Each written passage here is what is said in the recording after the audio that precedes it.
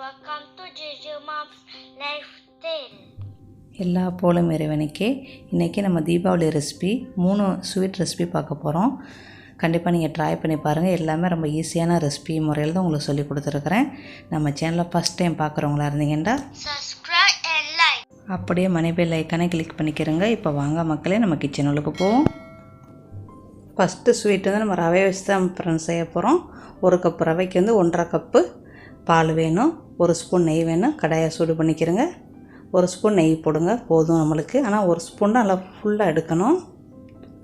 அப்புறம் ரவையை போட்டு லைட்டாக வறுத்துக்கிறேங்க. இது நல்லா ஜூஸியாக இருக்கும் இந்த ஸ்வீட்டு. இப்போ வறுத்தாச்சு. இப்போ 1.5 கப்பு பால் போடுங்க. எந்த கப்பில் ரவை எடுக்கிறீங்களோ அதே கப்பில் எல்லா பொருளையும் எடுத்துக்கிறேங்க. அடுப்பை மெதுவாக வச்சுக்கிட்டு நீங்கள் பாலை ஊற்றுனீங்க அப்படின்னா நம்மளுக்கு கட்டிகள்லாம் அந்த அளவுக்குலாம் உழுகாது. ரொம்ப ஈஸியாக நம்ம செஞ்சிடலாம். பார்த்திங்களா, ஒரு கட்டியுமே இல்லை. இப்போ அவ்வளோதான், நம்மளுக்கு ரெடி ஆயிடுச்சு. இப்போ கொஞ்ச நேரம் மூடி வைங்க. ஒரு நிமிஷம் மூடி வைங்க. அதுக்கப்புறம் திறந்து அதில் வந்து ஒரு 2 ஸ்பூனு பால் பவுடர் போடுங்க. கொஞ்சம் ஒரு 1/2 ஸ்பூனு ஏலக்காய் தூள் போடுங்க. கொஞ்சோண்டு உப்பு போடுங்க.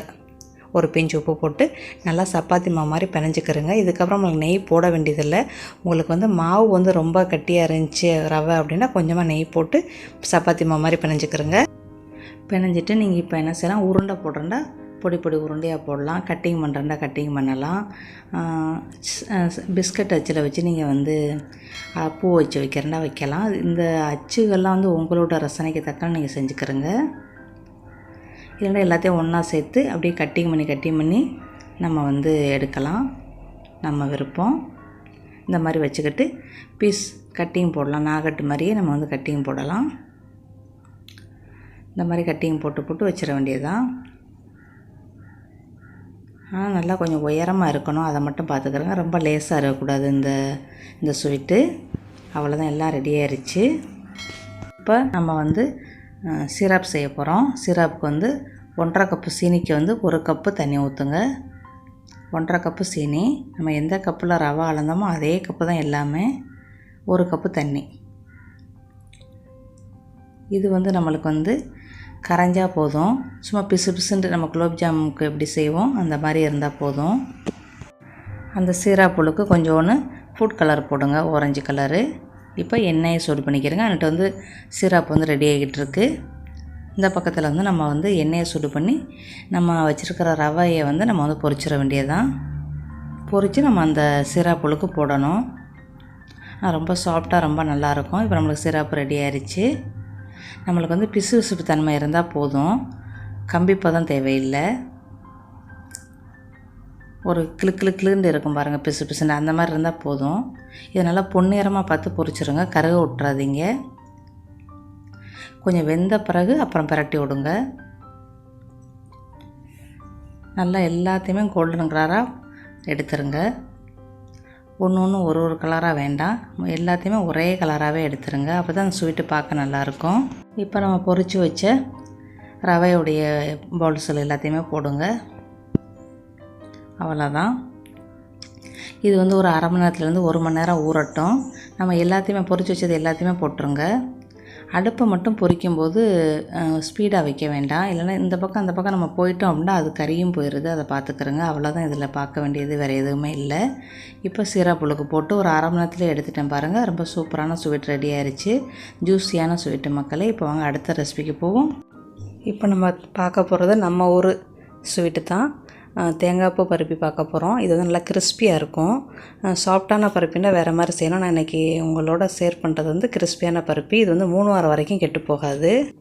பருப்பிக்கு தேவையான பொருள் சீனி, வெள்ளை கோகோனட்டு, நெய், தண்ணி, ஏலக்காய் தூள், ஒரு பிஞ்சு உப்பு. அவ்வளோதான் ஃப்ரெண்ட்ஸ் தேவை நம்மளுக்கு. இப்போ எந்த தட்டில் கொட்டுறீங்களோ அதில் வந்து நெய் தடவி வச்சுக்கிறோங்க. இப்போ ஒரு கடாயை சுடு பண்ணி அதில் வந்து 3/4 கப்பு சீனி போட்டு ஒரு 1/4 கப்பு தண்ணி ஊற்றுங்க. உங்களுக்கு பத்தலை அப்படின்னா 1/2 கப்பு தண்ணி ஊற்றுங்க. அப்புறம் இன்னொரு சட்டியில் நம்ம தேங்காய் பூ வந்து நல்லா தண்ணி இல்லாமல் நல்லா வதக்கிக்கிறணும். இது வந்து ஒரு கம்பிப்பதம் நம்மளுக்கு வரணும். நம்ம ஏன் தேங்காய் பூ வதக்குறோம் அப்படின்னா நம்மளுக்கு வந்து அப்போ தான் தேங்காய் பருப்பு வந்து கெட்டு போகாது. அதுவே நீங்கள் ட்ரை கோகோனட் போட்டிங்கன்னா அது தேவையில்லை. இப்போ நம்மளுக்கு நல்லா ஒரு கம்பிப்பதம் வந்துருச்சு. இப்போ தேங்காய் பூ வறுத்து வச்ச தேங்காய் பூவை அதில் கொட்டணும். கொட்டி கிண்டுங்க. ஒரு கம்பிப்பதம் கண்டிப்பாக வேணும். ஏன்னா நம்ம வந்து கிறிஸ்பியான பருப்பி தான் செய்ய போகிறோம். சாஃப்டான பருப்பியாக இருந்தால் பிசுபிசு தன்மை இருக்கையிலேயே நீங்கள் வந்து தேங்காய்ப்பை போட்டுற வேண்டியது. இப்போ வந்து கொஞ்சோண்டு ஏலக்காய் தூள் போடுங்க. அப்புறம் ஒரு பிஞ்சு உப்பு போட்டுக்கிறோங்க. அந்த தேங்காய் பூவும் சீனியும் நல்லா உறிஞ்சி நல்லா கொஞ்சம் கிறிஸ்பி மாதிரி வரும். அந்த நேரத்தில் நீங்கள் என்ன செய்யுங்க, நெய் ஒரு ஸ்பூன் போடுங்க. போட்டு நல்லா கிண்டுங்க. இப்போ நல்லா கிண்டிட்டு இப்போ அடுப்பை அடைச்சிருங்க. நம்மளுக்கு இப்போ வந்து நல்லா ரெடி ஆயிடுச்சு பருப்பி. இதுதான் கரெக்டான பக்குவம். நம்ம நெய் தடவி இருக்கிற தட்டில் கொட்டுங்க. நம்மளுக்கு இவ்வளோ தேவைப்படாத தட்டு கொஞ்சமாக தான் வேணும். நம்ம நல்லா உயரமாக வச்சுக்கிறோன்னா நம்மளுக்கு தெரியும் பருப்பி வந்து எவ்வளோ உயரமாக இருக்கணும் அப்படின்ட்டு. இப்போ நீங்கள் என்ன செய்யுங்க, வெது வெதுப்பாக இருக்கையிலேயே நம்ம எப்படி மைசூர் பாலாம் கட்டிங் பண்ணுவோம் அந்த மாதிரி கட்டிங் பண்ணிடுங்க. கிறிஸ்பியான பருப்பி இது 3 வாரம் வரைக்கும் நம்மளுக்கு கெட்டு போகாது. கண்டிப்பாக ட்ரை பண்ணி பாருங்கள். உங்களுக்கு சாஃப்டான பருப்பி வேணும்னா கம்பி பதம் இல்லாமல் பிசு தன்மையாக வச்சுக்கிறங்க. இன்னும் சாஃப்டாக வேணும் அப்படின்னா தேங்காய் பூ வந்து கொஞ்சம் ஒரு சுற்றி மிக்சியில் சுற்றி போடுங்க மக்களே.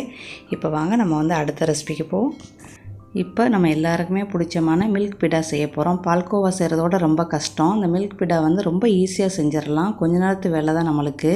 ஏன்னா செட் ஆகிருச்சுன்னா நம்ம கையிலலாம் ஒட்டாது. அதுக்குள்ளே பொருள்கள்லாம் இருக்குது, பார்த்துக்கிறோங்க. இப்போ வாங்க நம்ம வந்து ரெசிபி உள்ளுக்கு போவோம்.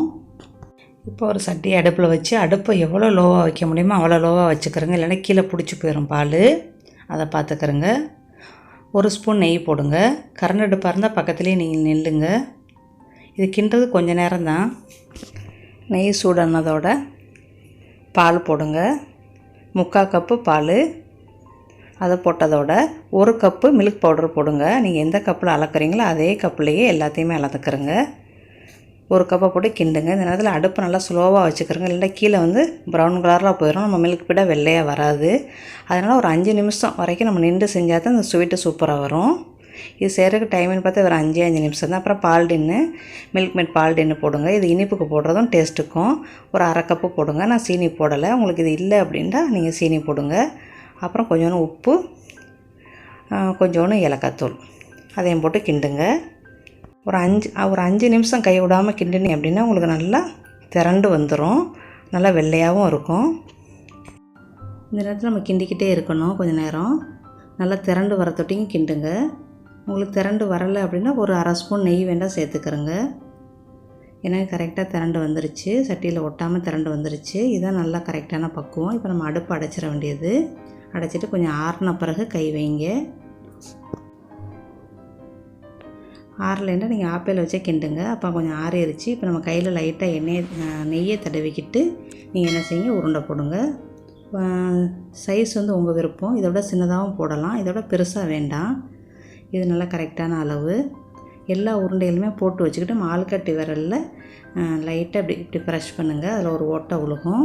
அதில் வந்து நம்ம நட்ஸ் என்ன உங்களுக்கு விருப்பமாக இருக்கோ அந்த நட்ஸை வைங்க. நான் வந்து இன்றைக்கி பிஸ்தா பருப்பு தான் வைக்கிறேன். அவ்வளோதான், முடிஞ்சிருச்சு. இது ஆறிடுச்சு அப்படின்ட்டா நம்மளுக்கு வந்து கையிலலாம் ஒட்டவெல்லாம் செய்யாது. சூப்பராக இருக்கும். பிள்ளைங்க விரும்பி சாப்பிடுவாங்க. கொஞ்சம் ஆறின பிறகு கொடுங்க. ரொம்ப பெட்டர் வந்து நீங்கள் வந்து மறுநாளைக்கு எடுத்து கொடுங்க. இப்போ நீங்கள் சாயங்காலம் செய்கிறீங்க அப்படின்னா மறுநாளைக்கு நீங்கள் எடுத்து கொடுங்க. ரொம்ப சூப்பராக இருக்கும். கையிலலாம் ஒட்டாது.